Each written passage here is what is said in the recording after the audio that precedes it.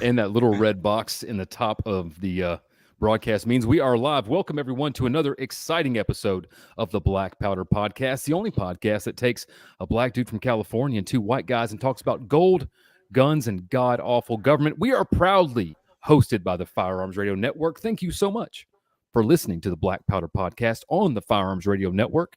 Now, you might say, Michael, y'all talk a lot on this show about libertarian stuff and not guns, and that's because the Libertarian Party is the only party that actually wants to preserve your 2A rights. And we're a 2A podcast, so that's why we talk libertarian stuff. But before we get into today's guest, who is a libertarian celebrity, I guess we'd call him a celebritarian, is going to be our guest today, Eric, right? We're going to have a celebritarian with us, right? We are proudly sponsored by 1776swag.com. Remember, it's only treason if you lose. 1776swag.com. Pick up your stuff there. T-shirts, hats. I don't know what else they got. They got all kinds of stuff. And Common Arms Trade Company, your one-stop 2A shop. Common Arms Trade Company, spelled like it sounds like it's spelled. Now that we have paid our bills, I can get done with this long intro we always have to do. Again, my name is Michael White, a.k.a. MW for Liberty, joined as always by my melanated brother-in-arms, Mr. Marcus Matthews, the only real libertarian, and of course, Eric Parker, Bold Liberty himself, joining us as well. I'm not going to introduce the guest. I'm going to let Mr. Marcus Matthews introduce today's guest. Marcus, take it away, man. See, this is some bullshit, right? I'm going to tell you right off the start. Because I've been struggling with this man's name all night long. Yesterday, I was trying to pronounce it to myself. That's why I gave it was. Yeah, and being ebonically challenged, I can't pronounce your Eurocentric shit to the best of my ability, but I'm going to try my best. And by doing that, I'm going to pass the mic to my good man, Eric Parker, to introduce our guest tonight, who I'm very excited about. Eric, take it away. All right, guys. Our guest tonight is the great Josh Hlavka. I know. Yeah, give it up. Yeah, I know him pretty well. We got some. Yeah, where's the? We're hitting at there we go. You got one job, dude. One job. Okay, anyway. My bad. I was stuck in I'm just amazed by Eric's mic right now. I just had to. Give it up for the new microphone. For everyone that's listening and not watching, Eric got a new microphone. He's very proud of it. And all pre-show, he's been telling us about it, but that's not what we're talking about here. Eric, we got a guest here in the studio. Yeah, I know. I didn't bring it up. Y'all did. 2 minutes and 42 seconds. He has not been introduced. Well, let me talk then. I'll go ahead. Go ahead and take it away. So, Josh and I go back pretty well. Tub knows him. Josh Hlavka and I met first. I don't know if you were the vice chair at the time. It was the 2020, I guess, convention in Florida. It was somewhere in Central Florida. I think you were running for vice chair, correct? At the time for the state party. That was the first time I ever met you. And I'll be honest, at first I was like, man, I don't know if this guy is, I don't know, professional enough. You know, you got the backwards hat and the dope beard. You know what I mean? You're a fun, cool dude. And I'm like, and this is who we expect to be the second in command of our state party. But, man, you flipped the script on us, dude. You did a great job as vice chair. You even held it down whenever Steve and Nikayla couldn't make it to one of the conventions. You filled in his shoes. Then you were elected to the chair of the party, Libertarian Party of Florida, and you've been nothing but professional ever since you've been in that position. So I want to give it up to you. And then, correct me if I'm wrong, you decided to finally run for office. And now you're running for Florida House District 105. Is that correct? Yes, sir. So I'm going to go real quick. Let you introduce yourself, but I have a question. Is this your first time running for office other than in the party? So, yes, this is my first time running for public office here. Introduce myself. I'm Josh Hlavka. I'm currently the chair for the Libertarian Party of Florida.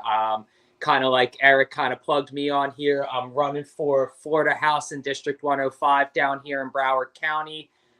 Also the current chair for the LNC Credentials Committee for National this year. So anybody who's going to be going to the National Convention in DC this year, you are going to get to see me at least once through the weekend, as I will be giving the credentials report multiple times through the weekend. So all right.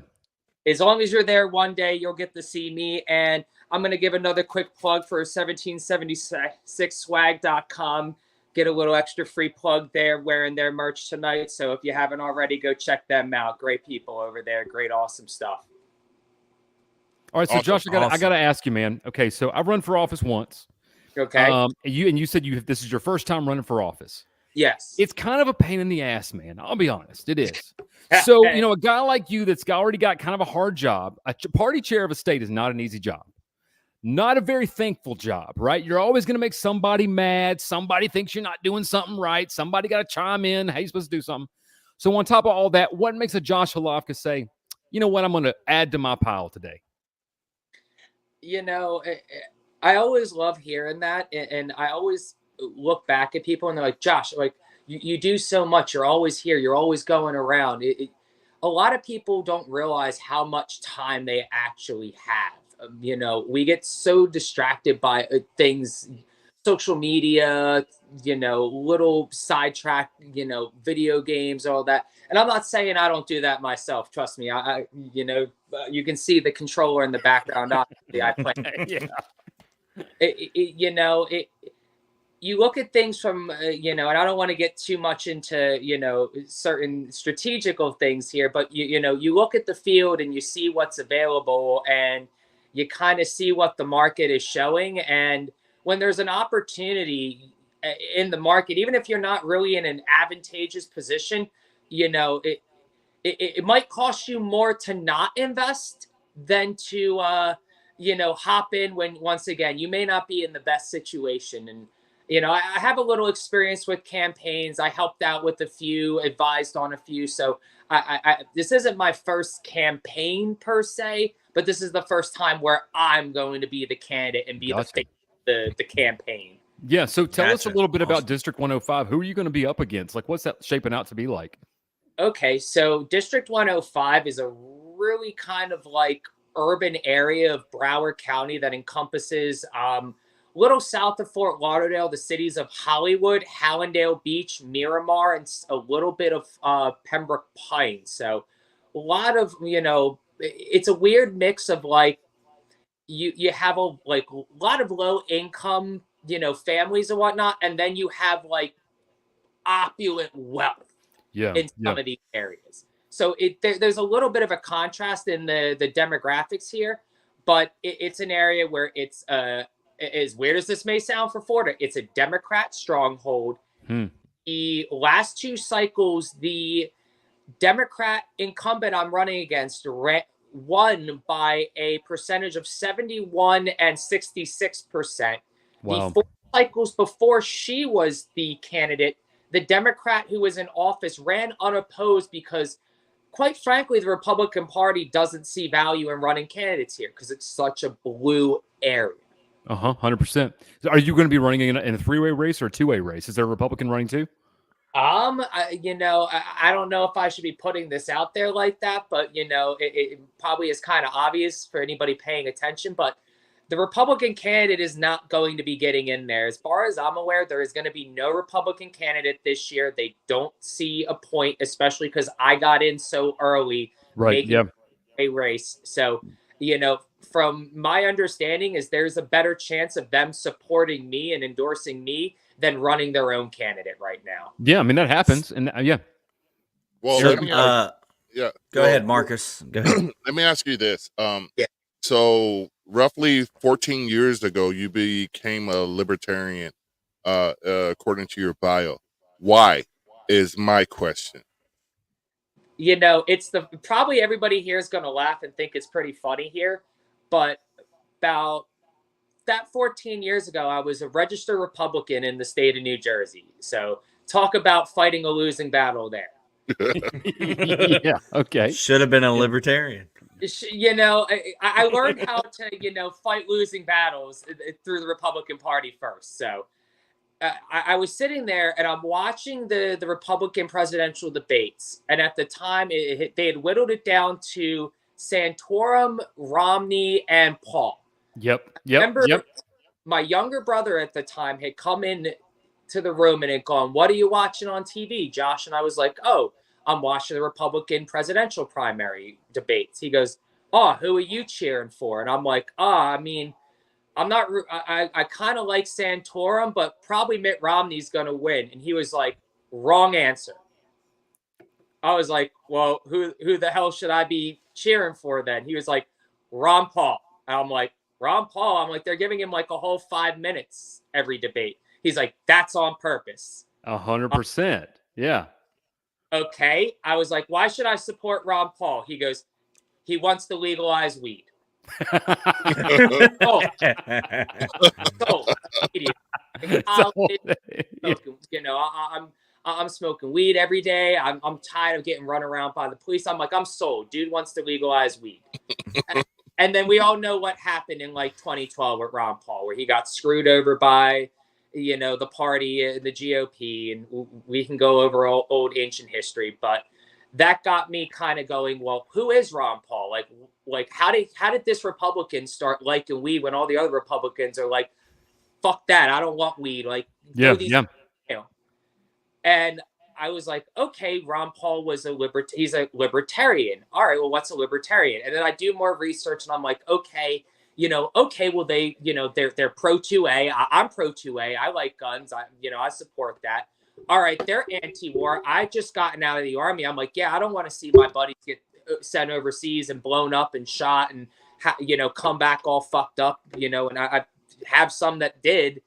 And I'm like, okay, I have no issue with lifestyle choices. What you do with yourself is your business. I'm like, okay, this libertarian thing kind of makes sense to me.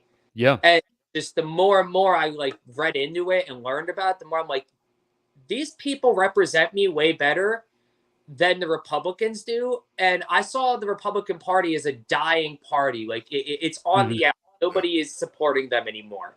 Or, they're a dying brand. Same thing with the Democrats, really. They're both dying brands. So it's where did I want to hang my hat? And it was the party where represented me the best. Right. Absolutely. And the only party that's really ideologically and philosophically consistent, right? I mean, self-ownership, the principles of it are just throughout everything. And there's no place where it's one way or the other, which is always what I think. People who are like diehard Republicans or diehard Democrats, you can always get them in these gotcha questions on policy, right? Like, like Democrats be like, trickle down economics sucks. And you'll be like, what's the government? Isn't that trickle down economics? And like, well, no, that's fine. We want all our money at the government, and Republicans, they'll be like, hey, we got to do this. And like, we're pro gun, but we'll take them first. And, here we go. Red flag laws for these people. Libertarians don't do that stuff. So you were in the army, right? Got out of the army. What year did you get out of the army? Kind of a weird situation. I joined Eric might kind of understand this one. I did the National Guard split option program when I was in high school. So yeah. I joined the Army like junior year, went to basic training between my junior, senior year. Senior year of high school, I got offered a full ride ROTC scholarship to a college. Took that voided out my National Guard contract, went there for 3 years.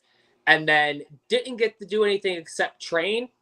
Got to my 3rd year, got sat down with the Obama drawdowns and got told, hey, we need to cut about 500-600 cadets nationwide out of your graduating class. And my graduating class was only like 1,800 kids. Yeah. So you're talking like a third, man.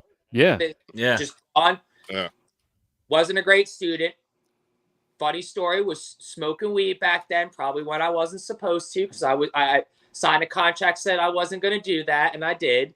And I got caught up and had 2 shots of academic probation, got caught on a drug test, and they were like, hey, we can get you for the academic probation or we can get you for the weed. You can pick one. The academic probation, so it looked good on all my paperwork. Yeah, there you go. Yeah. I kind of bounced out of there. Yeah, I mean, I mean, that might sometimes be for the best, I mean, like, and don't feel bad about breaking your promises. It's not like the Army keeps theirs. What I'm saying? Exactly. Like the military's going to keep their promises, man. Crazy story, but I was in ROTC in college as well, and that was during the Clinton drawdowns. Army ROTC Rangers. I had the Black Beret and everything, but they were saying only the West Point graduates are 100% guaranteed a commission. Yep. even scholarship ROTC guys weren't guaranteed a commission. And I was not a scholarship ROTC guy, so I had even less of a chance of gaining a commission. So yeah, that's my halfway military story. I did something very similar. So that's very interesting. Now I want to ask you real quick, why is it so hard to sell liberty to Americans? Because, as far as elections go, politicians go to the what do you call those? They have the industry. I'm sorry, I'm losing my train of thought here real quick, but why is it that Americans are so afraid of going for liberty? Okay. So there's a two-part answer to this here. The first one is, and this is just the honest answer that people don't like to hear, especially libertarians, is that most of American society does not give a good goddamn about liberty. They want to feel safe, secure, and comfortable. That's all people care about. They don't want to be bothered. They don't want to feel uncomfortable. They just want to wake up every day, go through their routine, come home, do their nightly routine, and go to bed knowing that they're going to wake up in the morning comfortably and do the exact same shit tomorrow. Now, the second thing is that people look, and this is a personal philosophy I want to get out there, is that I feel like society is broken down into two subsets of individuals. You have leaders and you have followers. And the ratio of leaders to followers is obviously kind of small. So a lot of people in society are followers. They just want to look to somebody who's going to give them answers, give them hope, and lead them through whatever they're going through. There's not that many leaders in the LP and in the liberty movement. There's a lot of followers. Everybody wants to follow. Everybody's going to tell you about Rothbard and Ron Paul and Mises and Dave Smith and all these other guys, but nobody's actually leading anybody. Even the leaders end up looking like followers eventually because they don't, when it comes time to stand up and, raise their sword on their horse and scream freedom, we're kind of looking around going, where are you? Like, what happened? Like, we're looking under a tree and a rock for these guys. Like, we don't have leadership in the liberty movement. And that lack of leadership leads to a lack of ideals being put out there and believable.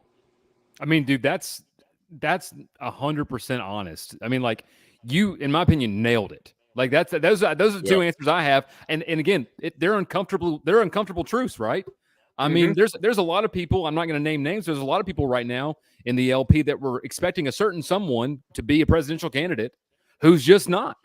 Right? I mean, who just isn't. And again, a year and a half ago, you were like, hey, will this guy be a presidential candidate? They're like, absolutely. He was going to be. No, not anymore now. Here you go. So, yeah, I mean, you got a lot of that kind of going on, this kind of rudderless ship, And, it's funny you mentioned that, Mike, and I'm not going to name any names on anyone, but, when people were all hyped around me and, Josh, this guy's going to run for president. He's going to get our message out there. And I was just like, no, he's not. I'm sorry, but I can, don't kid a kidder, don't bullshit a bullshitter. And I'm a master bullshitter. And, I sniffed that one out from the get-go. Like, look, y'all are putting your eggs in the wrong basket here, and you're going to be let down. Because if there's one thing I've learned, unfortunately, and this is another reason why we don't see it advance, the whole liberty concept, is that we rely too much on heroics and heroes. And 100% right. Goddamn. Yeah. Nailed everyone here knows your heroes are going to fail you when you need them most. I'm sorry. Like, Superman eventually gets his cape stepped on and, sucked into an airplane and ripped out. Like, yeah. Got to be your own hero. And a lot of people in the liberty movement don't want to do that. They don't want to take that responsibility that I got to be the face and I got to be the guy. Larry Sharp famously says, who I absolutely, respect wholeheartedly, everyone, we need not, one hero, but a nation of heroes. We need millions of heroes on every level of this, right? And you're right, man. I mean, it's kind of like I do a radio program here sometimes, and it's a big Trump country, right? And people love Trump in Arkansas, right? They love Trump. And the reason why they love Trump is the same thing you said. They don't want to do anything. They want to just give somebody $25, buy a red hat, and be like, this guy's going to fix all my problems, right? And if they can do that, then they're happy and they're content. And you're right, they don't have to do anything at all. And we just lost Josh. You got to be more of a hero than that. No, he's just flipping the script. He's just flipping the script. I think he's plugging something in. But yeah, dude, I'm with you, man. 100%. Eric, I thought go ahead, Eric. Eric, you had something? Well, I was just gonna ask, like, what right now are you finding more difficult? Chairing, I don't know, at least one of the top 4 Libertarian parties as far as population of the state. Maybe not delegates going to national, but are you having more difficulty herding the cats of the Libertarian Party of Florida, or trying to run your campaign and get your message out to District 105? I'm probably always going to say, campaigning is going to be way harder than running a party, just because there's so many little nuanced things. And in the party, it's easy to, win people over. You're all on the same page for the most part. You guys have kind of the same goals and the same message you're looking to push out there. Running for office is hard. I don't care what level you're doing it at, man, whether it's president of the United States or, you're running for the dog catcher of the town, getting out there and convincing people that, hey, you got to check my name on a box there at a ballot, and even get up off the couch and, go vote to begin with. We've 100%. seen it in Florida where candidates have relied on, certain demographics to come out and vote, and certain people, and they just didn't show up. They couldn't get the youth vote out. They couldn't get the old vote out. The black vote didn't come out. And they're like, oh my God, I'm so surprised. It's always going to be harder. As herding cats as LP stuff is, running a campaign is hard because there's not even cats to herd. You're herding ghosts. You're herding ghosts. There you go. There you All go. right. That's a good one. So you talked about leadership and how the LP is lacking in a sort.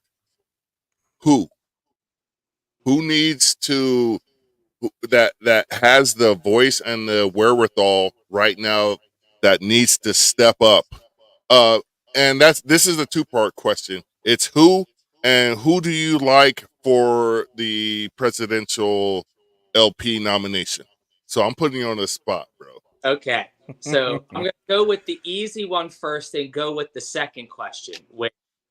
I'm going to give full disclosure here. I'm a Mike Termott guy. I'm also an OG member of his advisory team. So I'm a Termott guy. I'm also on his team. So it would be really tough for me to be somebody else and still be on his team. Fair enough. Yeah. Mm-hmm. Yeah. I do believe in hierarchy, and there is a list after Mike of candidates if Mike doesn't make it. And there's other ones on the board that I would be comfortable with having as our candidate for president. Now, as far as the first question goes, the answer is everybody needs to kind of look in the mirror, because this is a party-wide issue we're having, But I'm also of the belief that the whole Reno reset was exactly that. It was the beginning of a full-scale tear-down rebuild. If any of you guys are professional sports fans, you know what a full-scale tear-down rebuild looks like. Yeah. You're starting from the ground up. Season 1 is always going to be god-awful garbage. Why? Because you stripped out, you sold off all the talent. You're bringing in new talent that is fresh in the game, doesn't really know what they're doing, doesn't have that veteran experience. So, hey, you got to suss out some of this talent. Are they what we projected them to be, and we have some upside and we can work and keep developing them? Or are they a friggin' bust and we got to toss them in the garbage bin and go find draft a new player off there? So, I mean, right now, who needs to step up? People who are pissed off and whining and bitching and moaning and being, impotent on the internet about how bad the party is. Get involved in your local. How's your local affiliate doing? How's your dude? what you're doing. You're bitching about national. How's state and local doing in your area? Mine are doing great. How are you doing? That's why I'm comfortable worrying about national. My That man, state's pretty that good. yeah, I mean, I don't know about what's going on in Florida with y'all's ballot access, how that works there, right? But like, we have a perpetual, perennial problem in the country that we could always default to focusing on besides infighting, right? I mean, like, I kind of look at it like a double-edged sword. Like, one thing is, hey, it sucks, we got to do this, and like our state and Arkansas had to, but you also got something we can unify around, right? Like, we can stop the infight, like at least get on the fucking ballot over here in this state, like at least be a choice somewhere. Like, I mean, come on, man. I agree, but this might be the unpopular thing to say as LP leadership, but I think ballot access is the biggest chase our tail activity that we do as a party. Really? Okay, man. Go ahead. Expand on that thought. And when I think when you hear me out, it's going to make more sense here. I'm tired of us chasing ballot access. We need to secure ballot access. Here, dude. Yeah. Florida, back in the 90s, we have a committee that comes up every 10 years that allows us to basically for petitions to be brought in to change the state constitution. So the Libertarian Party of Florida got together with the Green Party, the Democratic Socialist Party, a bunch of the Reform Party, the Constitution Party, the Independent, all of these little third parties out here in Florida.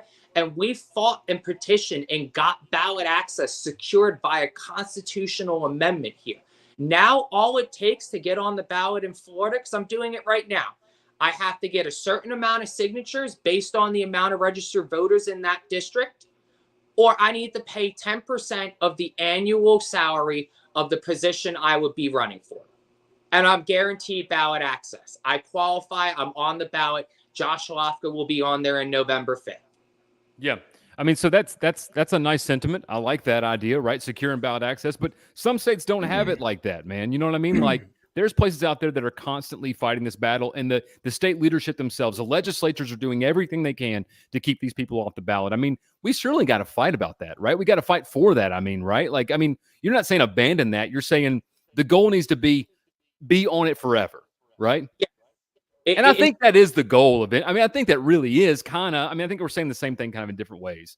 I think you're right there. But what I'm saying here is that instead of chasing to get 100,000 signatures just so that the next cycle they can go, oh, you made that goal? Congratulations. A 250,000 now. Oh, you made a 250,000? Congratulations. 750,000. Like, it's always the goalpost is always going to move as long as we keep chasing the car. Once we catch the car, they're just going to keep making the car faster. We were chasing a Corolla. Now you're going to chase a Porsche 911. Congratulations. Yeah, but we sued their ass in federal court here in our state. They tried that shit and we sued them. And then like, yeah, and but they still screwed up. I mean, the judge was like, yes, we agree with you. This is unconstitutional, but we're not going to order any remedy. You're just going to have to go figure that out yourself. And they just kind of, and again, they gave us the Camry back. That's what they gave us back. They changed the Camry to a Corvette, and they gave us back the Camry. That's kind of what happened. But yeah, right, I mean, and that's what ballot access is a boring subject. Let's move on. Okay, let's move on. Yeah. So let's talk about more contentious matters at hand. Uh-oh. Okay, so tell us kind of what are the big items in Florida politics wise that set you apart from your Democrat opponent in your district? Taxes. Okay, yeah. Well, explain. Yeah. Which ones?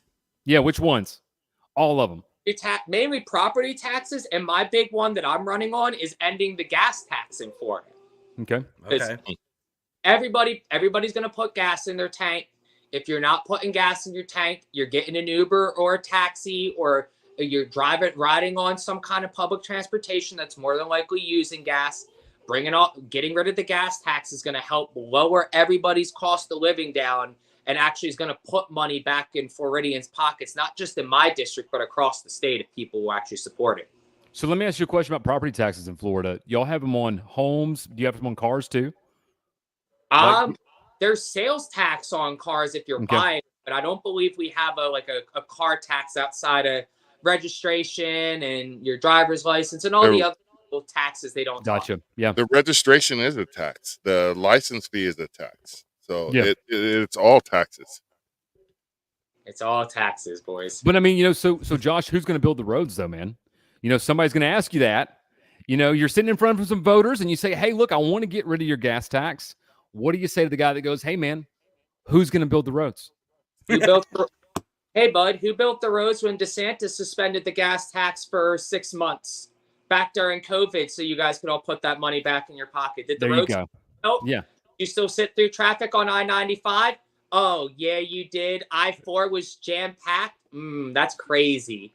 So Eric tells us, as a former Floridian, that Yeah. Ron DeSantis is not the liberty lover that the media would portray him to be. What is Josh Hlavka's opinion of Ron DeSantis? Before Ron DeSantis was the liberty warrior of Florida, he was a police state cuck. Yeah. All right. Tell us how already you really feel, Josh. know Ronnie, this guy's pumped more federal money into the state budget. He's created the largest state budget in Florida history. As a Republican, bragged about it as a small government Republican, as a low tax Republican. He pumped federal dollars in there. You know, he talks about how, Uncle Joey, Grandpa Joe needs to get it together. Like, dude, you're suckling off the Uncle Joey teat and bragging about it to your constituents. Yeah. I mean, and apparently he hates Disney too, right? Like, isn't that like a thing? Like, I don't follow a ton of Florida politics, obviously, but all I knew was from a distance. I was like, hey man, like Disney's kind of a big part of Florida. Like, I didn't think that the governor would be talking shit about Disney. Like, I mean, it just seemed like a weird thing, man. It'd be like our governor talking shit about Walmart in Arkansas. It wouldn't make a lot of sense, man. You know?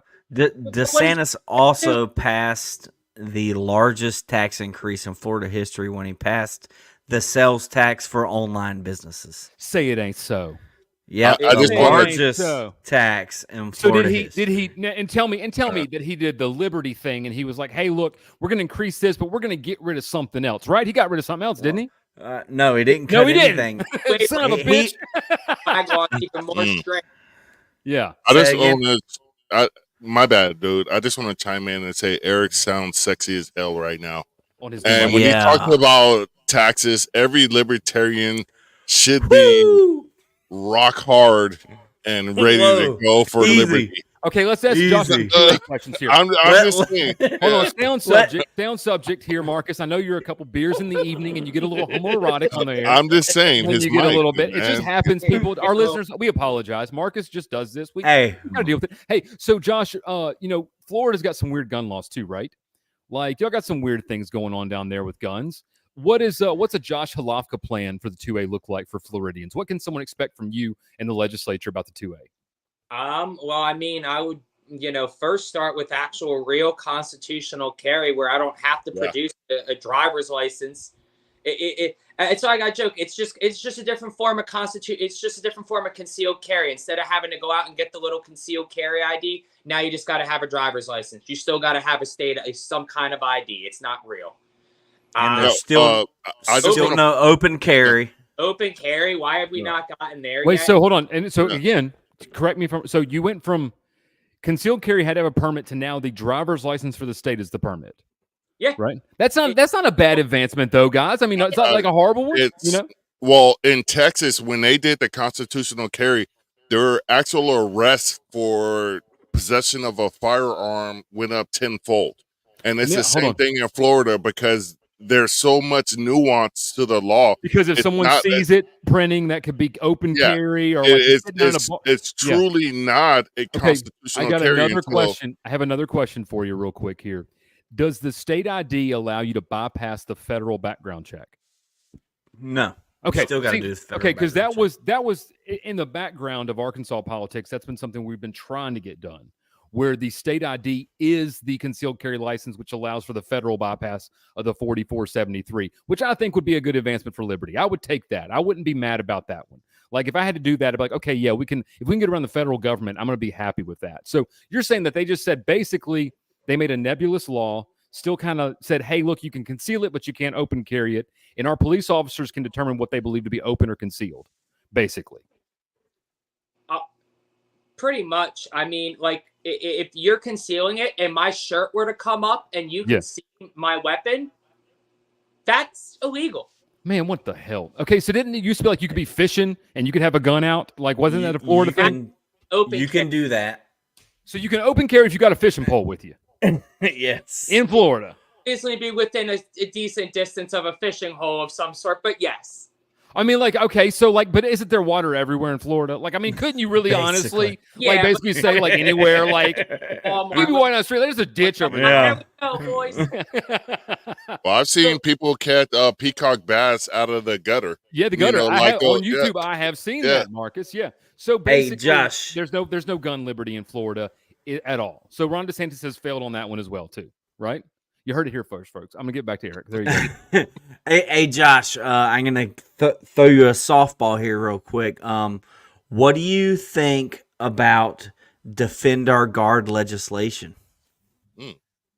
100% support it. Needs to happen. All right. Needs to go. Well, Eric, what is Defend Our Guard legislation? Defend Our Guard or Defend the Guard legislation. It's basically saying that the federal government cannot deploy a state's National Guard without Congress first declaring war. But I mean, they declare war all the time, man. They've declared war in Iraq, right? In Afghanistan, right? Yeah, they did, and they declared it. They declared it in Ukraine, right? Like, they're declaring it right now in Syria, Palestine, Yemen, right? Oh man, you mean the last time they declared war was World War II? Yeah, man, that's crazy, man. Wow, you learned something new today on the Black Powder Podcast. There you go. So this would stop the federal government from being able to take Florida National Guard or any state's National Guard if their state decides to pass that legislation. So, all right, yeah. Well, I just want to say, I think you guys are rabble rousers because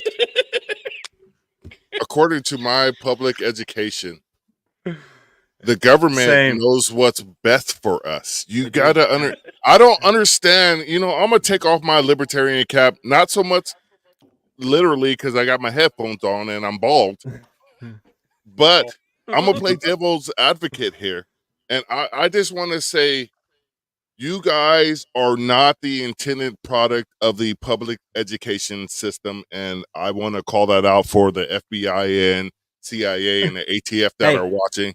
I'm not with Marcus, them. I'm not Marcus, I have a request. Can we quit calling it public education and just call it government education? Sure. Yeah. And this is why I just said to the FBI, the CIA, ATF, if you're listening, I'm not with them. Dude, I'm pretty sure our FBI guys love us. They have to love this podcast. By now, they have to. They have to love it. I mean, I wish them like a good night every night. I'm like, hey, guys, y'all have I hope you're having a good time. Thanks for tuning in on the Firearms Radio Network. Yeah. Josh, bringing up education. All right, so let's move to education. Obviously, the libertarian view is, hey, get government out of education, right? That's obviously kind of the default view. Where do you... are you like, hey, we do that in one fell swoop? Do you foresee, is there steps to get there? What you're in the state legislature, what are you doing for that? What are you doing? I mean, everything to get to the land in Narnia where we live in Ancapistan all requires incremental change here. Yeah. Too many of our candidates get a little too caught in the ideology of we got to do it all right now. We don't. I promise you. If you want to get to Anchorage, you got to go down the road a little bit. All the yellow brick road, guys. Josh Hlavka is an incrementalist. He said it here on the Black Powder Podcast. You're in good company here. We all are too. So, all right, good, man. So, for instance, if a bill came up and was say, hey, and we'll get rid of the K through 12 federal curriculum, but it's going to be this way, and you thought advanced liberty, you'd be voting for it, right? If it's moving toward that goal, you're going to vote for it, kind of. Yeah. Because it's going to be easier now to get to where we eventually want to go, which is the end of government schooling completely. Yeah, there you go. All right. Heard it here, folks. Heard it. Yes, sir. You heard it. Eric, you were itching for a question, I thought. No, I was just vibing. You're just vibing over there, dude. You got music going on in your headphones? No, man. You're I bet. That was a great answer. He got us all hype. Got us all hype. All right. Yeah, well, that concludes the broadcast, everyone. We don't. So, Josh, can you describe in 2022 or sometime around then? Did redistricting of 105 that happened, right? I don't know if it was 2020 2022. Yep. So before that, District 105 seemed almost like it was pretty close, maybe a purple district, if you will, little red, little blue. You know what I mean? Like I think the Republicans won, but it was a little closer than the last couple elections. Not to give away any of your strategy, but does that, now that it is predominantly Democrat in the last few election cycles, does that change a little bit of your messaging or your strategy or your public image or the events you host or door knocking, let's just all ask that? directly. How do you message to the Democrat voter? I mean, you focus on what they're talking about that they care about. A lot of it is, how am I putting food on the table right now? Everything's expensive. Groceries are crazy. My rent's going up. We can look at the demographics, guys. Once again, I live in an area that's predominantly low income. Okay. These are people that, once again, they care about putting food on the table, paying the bills, keeping their family safe and together. So you got to focus on those things. Hey, cutting all these taxes is going to, make it cheaper for you guys to live, and it's going to put more money back in your pocket. Helping you guys with things like, wanting to legalize recreational cannabis. That's going to create jobs. That's the unspoken thing we don't talk about. It's going to be a job creator. Dispensaries are going to create jobs. Grow ops are going to create jobs. Those are jobs that you can get that are going to pay good money, or at least pay money. You might not have had a job at all. Now at least you have an opportunity at one. It's all about helping people pay the bills, put food on the table, and take care of their families. Hey, real quick, you mentioned cannabis. I wanted to point out that right now, the Republican legislature in the state of Florida is trying to criminalize hemp and all hemp products. Oh my God. Derivatives, CBD, non-THC having products. Hold on. Time out again. Does Florida have medical cannabis? Yes. Okay, so they're wanting to move that through their medical buddies, right? Is that how that's exactly? Going to end up? They want to make it to where you have to do the medical only, because so folks, this is the Delta 8 or whatever and all that other stuff. Yes. Let me guess, you got like 4 licensees in your state that grow it and produce it and run all the dispensaries, and they're like best buddies with the governor and everybody else. And now they and big pharma, and they walk down to the gas station, and the gas station owner, the guy barely getting by, he's selling whatever it is, a CBD shot at the front counter, and they're like, I want that money too, and I want the government to use their force to have me be the only person to sell it. It's a fucking racket. It's a mafia. So right now, and I'm sorry, I'm taking Josh's thunder, and I ain't even in Florida. But call your dang legislators. You know what I mean? Give them heck over this. So it's a step back. Is all. Josh, I'm saying. is that looking like a popular thing among Republicans? Take it over. Yeah. What's the kind of the pulse on that one? So the legislator who introduced the bill has openly admitted that he never wrote the legislation, never really even read the thing.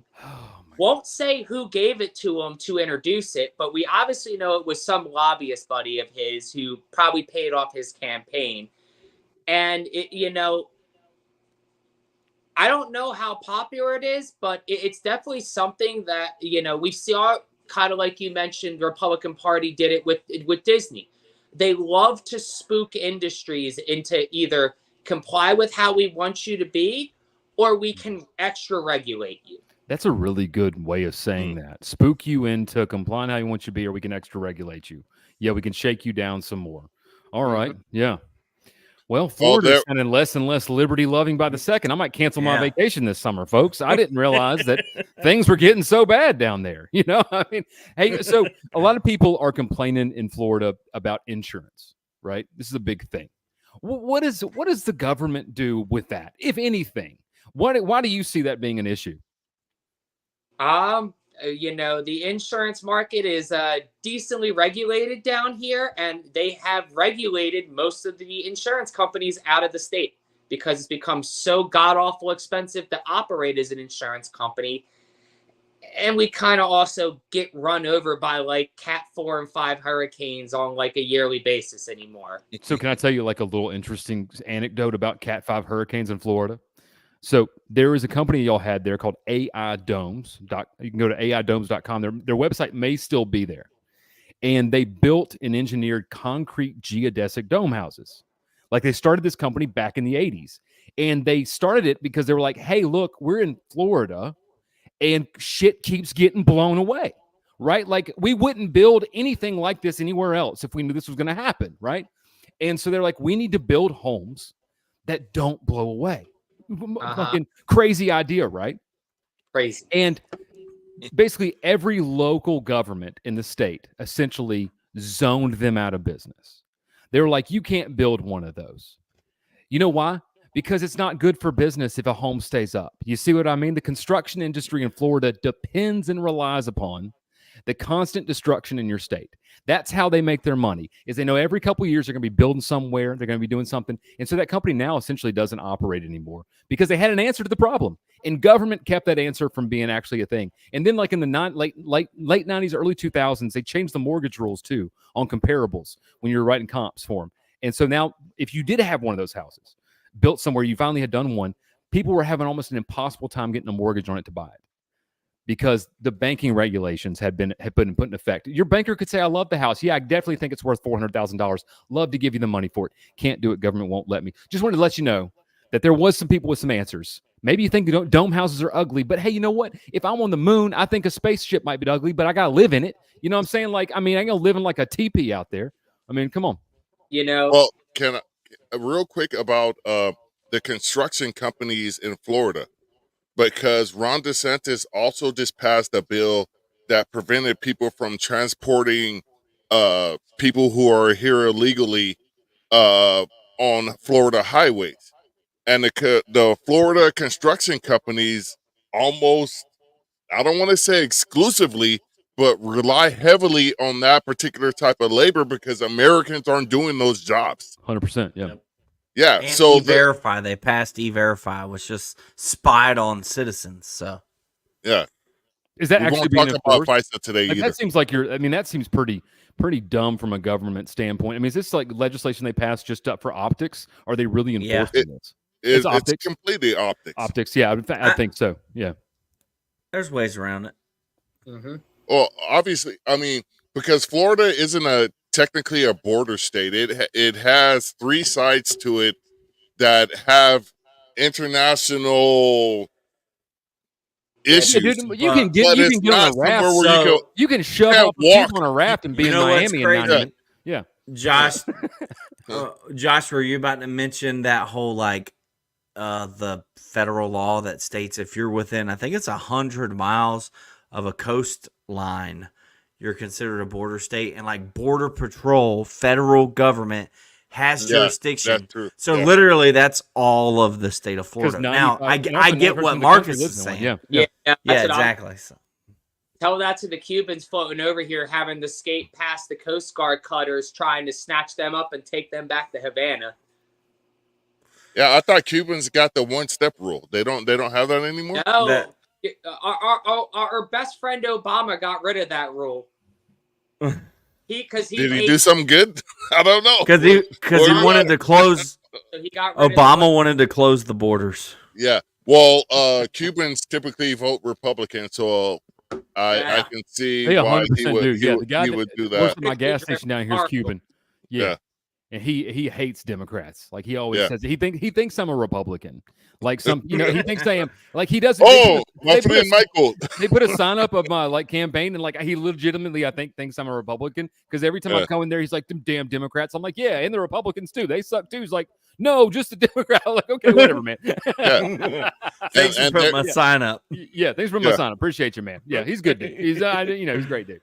So you sounds like there's like a whole cluster of issues in your state. You won't have any problems messaging on any single one. It seems like I think you got criminal justice matters you can reform. You got a cannabis issue going on here. We got border issues going on here, tax issues going on here, government coercion issues going on here, gun issues going on here. Again, most of the country, though, if you ever turn on Fox News, they're told that Florida is, again, this bastion of liberty. and it's not. Good optics. They got a great propaganda machine down here. Yep. Well, How- it's no different than what they have in California, because the Democrats have a great optics machine here, and therein lies the wedge that libertarians can put between that bullshit. And this is the year to do that. 2024 is the year of the libertarian message. Even if we don't win, we just have to get that message in there, because everybody has, all the polls say Americans are sick and tired of what we have before us. They don't want Trump. They don't want Biden. This is where libertarians can get that edge. And I think a guy like Josh, he's at the tip of the spear in Florida, ready to thrust and twist. And you know what? You know, Josh, the truth is that your Democrat opponent, who probably claims to care about these low-income people so much with other people's money, by the way, right? That's why they care so much. She probably, or he probably, I don't know who it is, likely won't be seen in any of the neighborhoods you're going to be canvassing. And that's going to be kind of the rub. Like, you're going to be feet on the ground, knocking on doors in neighborhoods that they claim to care about, that they never step foot in, that they spend plenty of money to be as far away from as possible. Mm-hmm. Speaking of that, go ahead. No, I was going to say, you're not wrong, and not for nothing. I love the fact that it's a do-nothing Democrat. My opponent has no political successes. They've introduced no substantial legislation that's passed. Their biggest political success, they got Haitian Flag Day as an official holiday on the Florida calendar. Hell yeah, man. That's big, What? dude. Wait, Yeah. Haitian Flag Day? Making a Haitian Flag difference. Day, man. Okay. She's a Haitian immigrant, so it kind of makes sense. Okay, I got a bias. I love the Haitians because they defeated the French for their liberty. Yes. But you can So- fly a Haitian flag whenever you The want to. Haitian. Yeah, You can there's, put a Haitian flag I up. believe 1804. They kicked Napoleon's bitch ass out of Haiti. Well, they only to overthrew be- the slave owners, son. Yeah, only to be economically Anyways. crushed by the World Bank, which libertarians Yeah, dude. obviously hate. I mean, they got Haiti pretty But- much. Yeah. With that being said, still doesn't mean we are No. supporting. Sorry, I'm looking for her No. name. I don't support find her her. name. If she's a Democrat, I don't support her. If she was a Republican, I don't support her. Kenneth Blevins It's says, she the ain't I heard most Kenneth Blevins right. libertarian podcast in Hold America. on, Marcus. I'm reading a comment from a verified follower of the podcast, sir. Yeah. Hold on. Sorry. Kenneth Blevins writes, I heard the Libertarian candidates were running a special this year. 1 vote for a Libertarian counts as 2, 1 against Democrats, and 1 against Republicans. That's That's fucking very awesome. true. Hey, I'm saying yes. that. Yeah. Awesome. Taxed. Tax. I'm going to say Yeah. that, Kenneth, and act like I came up with it. Yeah. Joe Biden, watch out. Josh Hlavka's coming for that title. Coming for that title, man. Coming So, for Josh, that ass. And So I do have a kind of a serious question for you. Marie's going to go to bed and just, boop. Yeah. Dude, that's how All the graphs work, mail-in man. ballots are gonna Everyone go- knows that's how graphs work. Come on now. There's no anomalies with that. That's totally natural, man. You've always seen that happen, right? In Florida, I was driving on the road the other day. My speedometer went from like 40 to 70 just like that instantly, man. in just Broward County, Florida. You're being very generous tonight, sir. I think I might be. I know that sometimes sarcasm doesn't translate well across, No, not Not at media. all. Not Yeah, at all. I'm being very sarcastic there. So a couple serious questions for you is a chair of the party. So you kind of a finger on the pulse of this. Is there any district in your state that you think is actually winnable for a libertarian? And follow-up question is, how do you grow the party in your state? Is there a winnable one? In the right circumstances, absolutely. There's a lot of things that have to go right for a candidate, and there's a lot of things a candidate needs to bring in order to win a race like that. But there are winnable races out there if we can get the right people in the right districts. So there's some districts out there that are close that if, for instance, only one candidate was end up running or something like that, you think you could put someone in the end there? Like someone could get in the state house, basically. It'd be winnable. I mean, actually winnable, right? Yes, it's just you got, once again, you got to have somebody who's, they have background, they have charisma. These people are not common in the LP, but they're out there. If you can find them and get them in these positions, get them out there as a candidate and convince them, because you got to make them believe that, hey, this investment in your time and your talent and your money, because you're going to spend treasure on this too. If you can't, if they're not willing to invest in the 3 T's, then you may as well not run a candidate, because running bad candidates is also one of a big problem we have in this party. See, Yeah, Republicans absolutely ran horrible candidates in 2020 and paid the horrible price for that. Let me. Who is? I was just going to point out. He didn't answer the second part of the question though. How do you go ahead. Second part. Yeah, how do you grow the party in Florida? Yeah. How do we grow the party in Florida is, there's a lot of people who fled down here during COVID, fleeing blue state tyranny, that have blue state PTSD. Yeah. They're so scared to go back to how it was, but little by little they're learning that, here isn't much different from where you came. The lyrics are different, but the tune is exactly the same. I like that. Yeah. So it's bringing, meeting people where they are, number one. Number two is just kind of showing that, hey, it's not a bunch of toxic autists running around debating on who's the most pure libertarian. Thank you. There's only one real libertarian. It's Marcus. We all know why we're yeah. But Eric, you told me that I was going to like this guy, and I do. I do very much. I told you. Yeah, yep. I do very much. I mean, you got it down, man. Like those are the things that get under my skin about the LP, is that, the individuals in it who, again, like you said, are trying to win the contest to who's the biggest liberty nerd, right?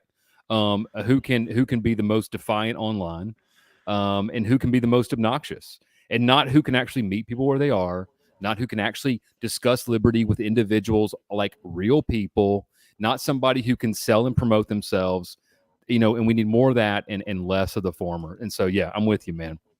Well, can I say this as the only melanated warrior in this podcast right now? I like Josh Hlavka. And one of 3 black libertarians. You got dozens, man. There's dozens. There's dozens. I'm one of the dozens. But I can tell you right now, I think you need to expand your outreach to the black voters. And if you need me to help you with that, I am more than willing and able to put together videos or whatever based on your direction. But that's what I told my guys that we need to do for the Libertarian Party in 2024. Provide that alternative to the Democratic bullshit that we're getting, because they have never, ever been with us. And Republicans are full of shit just as well. I feel, and like I said at the end of the year series that we had, I feel that black people are naturally libertarians. We love weed. We hate government because we've seen what government does in black communities.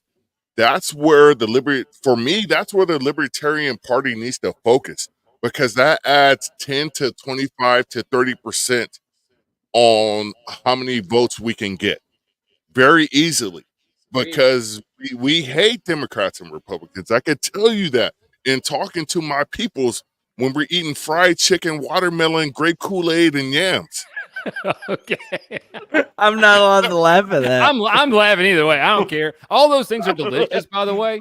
So things too. It's not racist. Yeah, no. I mean, I love it. I will fuck some fried chicken up right now. What's wrong with that? Like, if I'm thirsty, I will down a gallon of grape Kool-Aid. Man, I'm from Louisiana. Yeah. We didn't have. What was the one that was even a knockoff Kool-Aid? What was the one that was like Flavor-Aid? Flavor-Aid.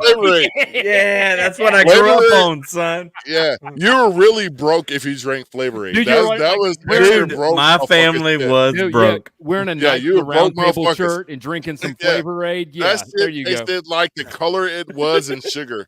There was no discernible fruit flavor whatsoever in Flavor-Aid ever. And we had that. My parents are both college educated individuals, but at one point we did have Flavor-Aid. There you go. And I hated every moment of that shit. Dude, it got the job done. No, it didn't. I'm not fucking. Yeah, D. taking that Dockery shit writes. She says, I don't have time for the "you're not a libertarian" enough argument. I like to talk with non-libertarians about liberty. I recently was able to go on a nationally syndicated Republican radio show and talked about libertarian values for 2 hours. That was a win. I think. No, D, not I think. That's awesome. That's absolutely. Dude, that is a highlight. what It was D? on the D is great. She went on the Mark K show. For the record, like D would, in my opinion, one of the hardest working, newest libertarians that I know of. Like, Can we get D on the show? D, Yeah, I D. think Yes. We're I telling you right can now. get D on. We're telling you right now, D. You're coming on the Black Powder podcast. You're coming on. Yeah. I mean, I'm with that. I mean, that dude. We talk about that off the air all the time, man. Like, it's just. I feel like I take liberty really seriously, Josh. Like, it's a serious thing to me, and it should be serious. I hope to everybody. But you said like a lot of America is in some sort of like kind of Stockholm syndrome, kind of like a fog, right? Where they're. But I mean, I think that's by design, man. They got everybody so broke and so busy that they don't have time to really think about why it is they're so broke and so busy. You know, they distractions. they keep them so distracted, and it's like, you know, there was like the Orwell Huxley argument, like who was going to be right, you know, and you kind of got a little bit of both, man. You know, you got people, you know, super distracted, like on the Huxley side of the argument, and you got like a big nanny state, like kind of interfering in every single step of life, kind of like Orwell. Like it's like they both became correct in a really fucked up dystopian manner, right? Like, I mean, we got kind of both of them. And so it's refreshing to talk to libertarians like yourself who also take this seriously. It just is, man, because we need more of this. This is really what we need more of. More of these kind of conversations, more people like you who want to do the work. So, man, dude, hats off to you, man. Seriously, thank you. I just want to go to Tubbs' comment real quick. We had hose water. Yeah, hell yeah. I think Yeah. I think that's why there's so many autistic individuals out there. No, man. Because the hose water. Dude, the has hose water kept us from being Wow. autistic. That's what. Kept Are you us. saying it was iron and minerals and It all kinds of Yes. vitamins? Yes. Dude, Well I- water, hose water? baby. I And would have the been lot- Raised on Yeah, raised dude. on well water, baby. No, we were. We had Florida And city the- water, but the And the hose. lack of hose water, because now this Dude. generation for the last 3 have Yeah. had bottled water. Are you saying that's why there's so many Yeah, dude. It gotta feelings be it. and You see, like, the summer heat in Louisiana or in the South, like when it bakes that water hose in the front yard, it kills all the bad stuff. oh yeah, And Well, then Yeah. you turn that yeah. water on, and it's all now it's clean, man. It's just, you know, it's magically clean. We didn't get sick, dude. We were like literally we were drinking out of strangers' hoses. Like, I mean, like that was like Eric, did you do that? Like going down the street, like you were thirsty, and like you just turn on some dude's hose on their front yard? Dude, like Wow. my front yard. We're talking about. So, and in We did it Florida, all the like time. Like you, we were riding in the you neighborhood. I was like, dude. I'm thirsty.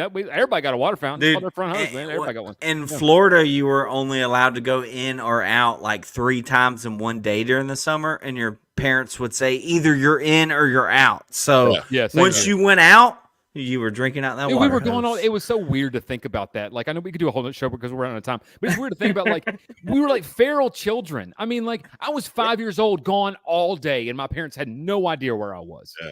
And I was like down by the river, you know, like walking in the ditch with my buddies. I mean, yeah, just trying to die. Catching every- crawdads. Yeah, catching crawfish. Yeah, absolutely. That I was mean, you, because I knew you're from Louisiana. So Yeah, and we used to. we I used to did go- that in California too. I used to catch crawdads, and there was cricks where I lived in California. And I just want to touch on one point that Michael mentioned, that how Eric used to go around and turn on other dudes' hoses and take a drink. I just want to. Nope, never did that. You admit That's it why. here. I'm No, just saying. I said nope. I did. Only my own hose. No, I said we turned on other hoses. Yeah, all Yeah, of us. well, did. Michael gonna did. go- I I we're know gonna we were go going with back that, and- but we did. All right, so we're coming up here on an hour, and so you know we got to wrap the program up. But Yeah. does any one of y'all have a burning desire for a question for Mr. Hlavka today? I do. What would be the first piece of legislation you would introduce in the Florida legislature when you win? When you win, good question. When I win, I mean, I keep saying this. The first thing I'm going to do, introduce ending that Florida gas tax. There you Okay. go. All right, you heard it here, folks. There you go. all right. This has been the broadcast. You've been listening to the Black Powder Podcast here on the Firearms Radio Network. Again, we are proudly sponsored by Common Arms Sorry. Company in 1776 swag. Visit them at 1776swag.com. Like, share this, get us past, as my buddy Larry Sharp says, those algorithms. We need your help doing so. And tell everybody that we're the most awesome podcast you've ever listened to. Ever. Please share.